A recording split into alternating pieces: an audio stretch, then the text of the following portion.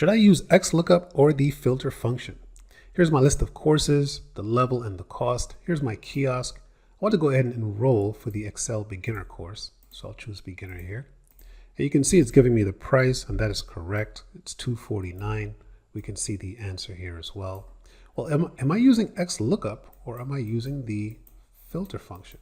Well, this is actually using the filter function. So how's that working? Well, if I click on that cell, it's pointing me to cell C20. So I do have the filter function in here. Now remember, if I wanted to do this using Xlookup, I would need to do quite a bit. I would need to go ahead and open up my function arguments box. The lookup value, I would need to concatenate the course and the level. And for the lookup array, I would need to concatenate that as well. So and this here as well. And then for the return array, I simply want to go ahead and return the cost. If I go ahead and press OK, I'm good to go. We get 249. We can see the answer there. But I can also use the filter function to do that. Here is the filter function. I do have it here in cell A20. So if I were to actually double click here, here's the actual function. So the filter function asks for a few things. The first part is, well, where is the array that you want to analyze? Well, it's right here. Everything underneath my headers from A6 down to C14. That's the first part. The second part of it is, well, what is my condition? Well, all the values that are in column A needs to point to A17.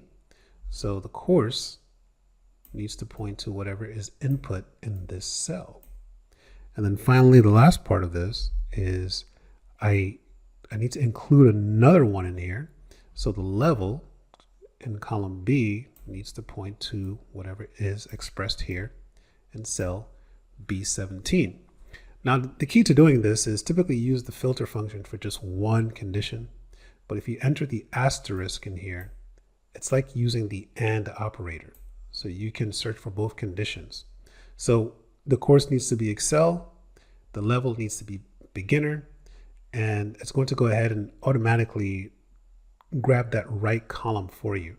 So that is the filter function. So what I'm doing here is I've actually just kind of whited this out so we don't see it. And so I'm just pointing this to the actual output, which is 249. So that is the filter function. So have fun with Xlookup, but the filter function is there for you as well. It's a clever way to rig up a really, really nice looking kiosk.